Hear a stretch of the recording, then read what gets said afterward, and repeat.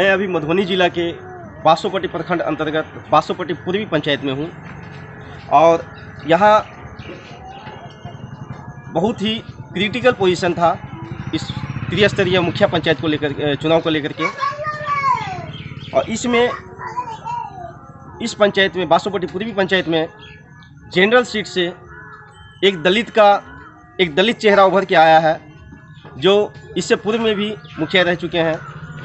और आइए हम उनसे मिलते हैं जिनका नाम है मदन पासवान, और उनसे पूछते हैं कि वाकई में इन्होंने जो वादा किया और दावा किया है अपनी पंचायत के लोगों से, वाकई में वो पूरा कर पाएंगे या नहीं कर पाएंगे।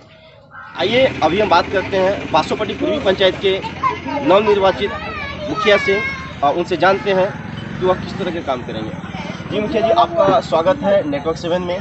और मैं आपसे ये जानना चाहता हूँ, बहुत सारे लोग आते हैं, बहुत सारी वादाएं होती हैं, दावा होता है, तो आपने क्या वादा किया जनता से और क्या दावा किया, और वह पूर्ण हो पाएगा या नहीं हो पाएगा आपके कार्यकाल में? आपका बहुत बहुत धन्यवाद धीरेन्द्र जी। मैं वही वादा अपने जनता जनार्दन से किया हूँ जो ग्राम स्वराज के अंतर्गत आता है। मैं जो भी वादा किया हूँ पूर्ण रूप से उसको पूरा करूँगा।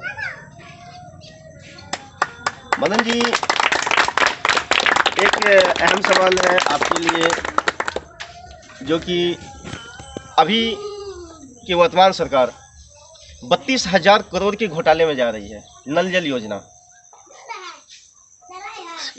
उसके बाद गली नाली योजना भी है, बहुत सारी योजनाएं हैं, लेकिन सबसे अहम मुद्दा है, जो घोटाला जो सामने उजागर होकर अभी आ रहा है नीतीश कुमार जी के इस कार्यकाल में, यह है नल जल योजना। इस संबंध में आप क्या कहना चाहेंगे? नल जल योजना ये सही है कि बहुत बड़ी घोटाला इसमें उजागर हो रहा है, जिसमें बासोपट्टी उससे पूर्वी उससे अछूता नहीं है। यहाँ भी जितने भी नल लगे केवल एक मवेशी बांधने के काम आ रहा है। एक भी नल से जल का एक बूंद भी नहीं निकल रहा है और कागज़ पर दिखा दिया गया कि कार्य पूर्ण है। तो निश्चित रूप से ये बहुत बड़ा घोटाला है जिससे बासोपट्टी पूर्वी भी अछूता नहीं। एक और भी एक नीतीश कुमार के शासनकाल में जो शराबबंदी है, शराबबंदी भी बहुत बड़ा एक मुद्दा उजागर होकर आ रहा है, जिसमें बहुत सारे मुखिया भी आपको पकड़ाए हैं पंचायत चुनाव में कि शराब बांटा गया, कंबल बांटा गया, साड़ियाँ बांटी गई। तो उसको लेकर के आप क्या कहेंगे? क्योंकि आप एक बहुत ही उसे क्या कहा जाएगा, बहुत ही चर्चित चेहरा आपका है। मदन पासवान कोई परिचय का मोहताज नहीं है इस क्षेत्र में।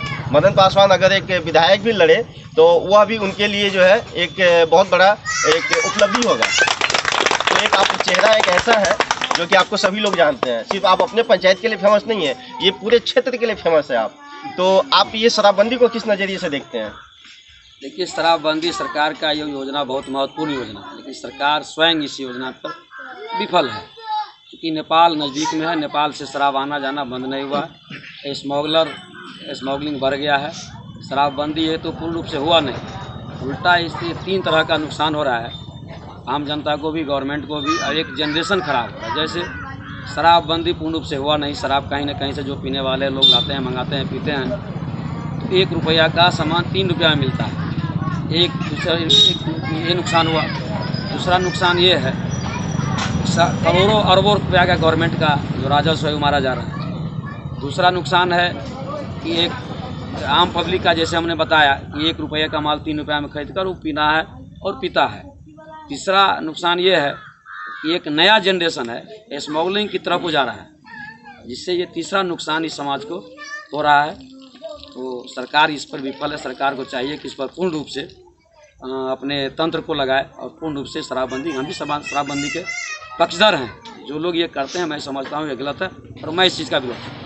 आप आए हैं, आपने जो वादा किया होगा, आप किस तरह के वादे करके आए हैं कि मैं समाज में ये काम करूंगा, इस तरह का काम करूंगा ताकि मुझे आप वोट दें, और जनता ने आपको जन समर्थन दिया और जनता ने आपको चाहा, आप जीत करके आ गए? कैसा कौन सा वादा आपने किया था? हमारे पंचायत में सबसे बड़ी समस्या है जल निकासी जी, या तो बाढ़ का हो या गांव का हो। गांव में भी जितने भी गली है, एक भी गली सूखा आपको नहीं मिलेगा आज के समय में भी, क्योंकि जो सबसे महत्वपूर्ण योजना था बिहार गवर्नमेंट का 7 निश्चय, जिस योजना के तहत शराबबंदी, गली नाली, जल का नल, लेकिन यह गली तो कुछ बनाए गया निवर्तमान मुखिया के माध्यम से, जिसमें भी प्राक्कलन के प्रतिकूल काम किया गया। नाली एक भी गली में नहीं बनाया गया, जिसकी वजह से जल जमाव की स्थिति है। पूरे पंचायत नारकीय स्थिति से गुजर रहा है। एक भी गली आपको सूखा हुआ नहीं मिलेगा, जिसके कारण मोहल्ले के लोग सर्दी खांसी आए दिन मलेरिया का शिकार होते रहते हैं। बात है, आप देख रहे हैं सामने हिरेन जी, ये हमारे गांव का इतना उपजाऊ ये बात कोई भी बात नहीं था। देख रहे हैं भी झील बना हुआ है, चूँकि जल का निकासी स्रोत बंद हो गया है। दूसरा है एक और है हम लोगों का भवनदेही चौर, देख लीजिएगा नजर गिरा के, करीब 250-300 एकड़ जमीन एकदम झील बन गया ये 3-4 साल, क्योंकि जो निकासी था वो बंद हो गया। सबसे अहम मुद्दा हमारा ये था कि हम इसको सबसे पहले प्राथमिकता के आधार पर जल निकासी का, या गांव का हो या बाद का हो, ये वादा हमने जनता से किया है। अब मैं पूरी तत्परता से इसको पूरा। एक वादा और भी था मेरा कि गली मोहल्ले में सोलर स्ट्रीट लाइट कहीं नहीं लगा। गवर्नमेंट का एक ये भी योजना है, जो नहीं लगा है हम ये भी लगाएंगे। और सबसे महत्वपूर्ण है सरकार की जो भी निर्देश होगा, ग्राम स्वराज का सब हम जानते हैं, ग्राम स्वराज को यानी गांधी जी की जो सपना था उसे हम पूर्ण रूप से ज़मीन पर उतारेंगे। बहुत सारी समस्याएं देखने को मिलती है पंचायत में। अगर आप अभी तो जीत करके आए हैं, तो अपने पंचायत के लिए जो बहुत सारी यहाँ पे समस्याएं भी आती हैं, और बहुत सारा ऐसा योजना है जो कि धरातल पर नहीं पहुँच पाता है, और जनता भी नहीं जानती है कि क्या हमारे लिए मतलब यहाँ पे होगा और क्या नहीं होगा। तो इसके लिए आप मुखिया का इतना पावर होता है कि वह अपने पंचायत के सर्वांगीण विकास के लिए वह आपको यहाँ से लेकर के पीएम से, सीएम से लेकर वीडियो, हर व्यक्ति, हर पदाधिकारी से लेकर के सभी अपना योजना जो है सो ला सकते हैं। तो आपको क्या लगता है कि आप इसमें सफल हो पाएंगे? जी बिल्कुल होंगे। इसलिए जी हिरेन जी, मैं पहले भी कार्य कर चुका हूँ। पहले जब हम लोग थे जिस समय में, उस समय में सरकार आवंटन बहुत कम था पंचायत का। अब आवंटन असीमित है, उस समय में सीमित था। जितना कार्य करेंगे अभी उतनी सरकार के पास साधन है। साधन एकदम पूर्ण रूप से अवेलेबल है। अभी निवर्तमान जो थे वो ये नहीं कहेंगे कि वो नहीं कुछ जानते थे, लेकिन जो ग्राम स्वराज का एक प्रोटोकॉल था उसका पूर्ण रूप से ये पालन करने में विफल रहे हैं। पूरी जो जवाबदेही है, मुखिया बहुत बड़ा पद है। ये राजनीति में कहिए या जो प्रतिनिधि का मुखिया हो, एमएलए हो, एमपी हो, सीएम पीएम से भी, जो सीएम पीएम को साइन करने का, चेक पर साइन करने का अधिकार नहीं है। मुखिया एक ऐसा पद है जिस पर चेक पर साइन करने का उनको अधिकार है। स्वयं स्कीम बनाते हैं, स्वयं उसका क्रियान्वयन करते हैं। तो बहुत पावर है मुखिया को, जो अभी तक बहुत लोग नहीं समझ पाए। मैं इस चीज़ को समझता हूँ।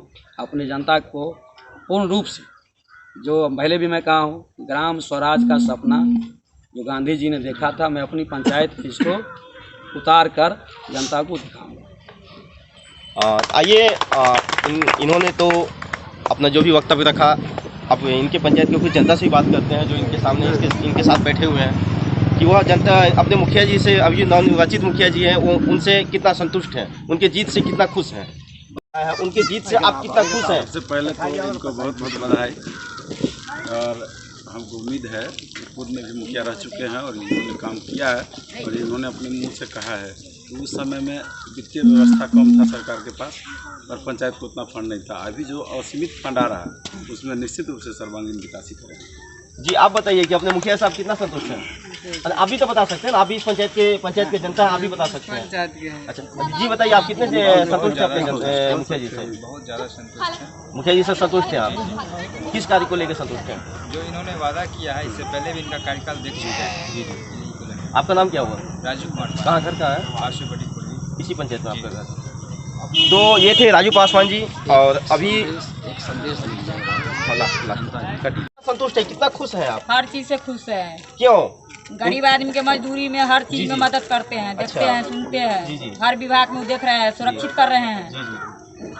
तो मुखिया जी के कार्यकाल से मतलब जो उनके हाँ। जीत से आप बहुत ज्यादा खुश है, यही खुश ना? है, हाँ, तो जनता यहाँ बहुत की खुश है। जी जी जनता बहुत खुश हाँ, है। बहुत खुश है। तो जी ये तो यहाँ की महिलाएं हैं, महिलाएं भी बहुत ज़्यादा खुश हैं और आप देख सकते हैं राजू जी से हमारी बातचीत हुई। राजू जी ने भी बताया और भी कुछ इनके पंचायत के जनता से बातचीत हुई है।